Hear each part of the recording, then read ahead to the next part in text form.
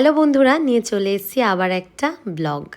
আজকে কিন্তু একটা দারুণ জায়গায় যাব, যার জন্য আমি রেডিও হয়ে গেছিলাম। মনটা বহু দিন ধরে চাইছিল যে আমি কবে যাব আর কবে যাব। আজকে বেরিয়ে পড়েছি সেখানেই যাওয়ার জন্যে।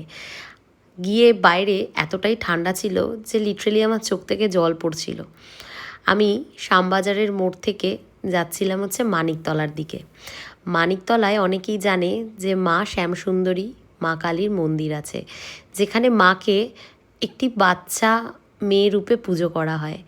মা ওখানে বাচ্চা মেয়ে রূপেই দেখা দিয়েছিল।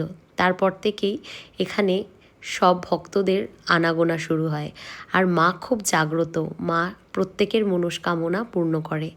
আমারও অনেক দিন ধরেই ইচ্ছে ছিল, সেই জন্যে আমিও টুক করে পৌঁছে গেলাম আজকে একটু ফাঁকা সময় বার করে। মাকে দারুণভাবে পুজো দিয়েছি।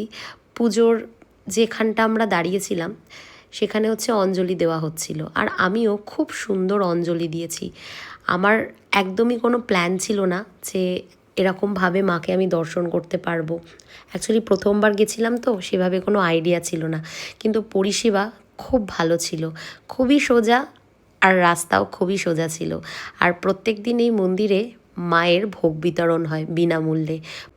আমিও সেরকম দাঁড়িয়ে পড়েছিলাম মায়ের ভোগ খাওয়ার জন্যে।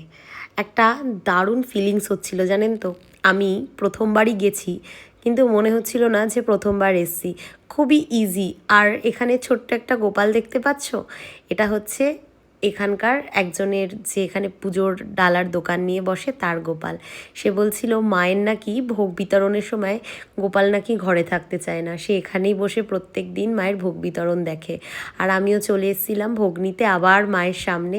একটা অদ্ভুতভাবে মানে মাকে আমি দেখছিলাম, আমি বলে বোঝাতে পারবো না আমার যে কি ভালো লাগছিল। সবাই বলো জয় মা শ্যামসুন্দরী মায়ের জয়। সবাই ভালো থেকো।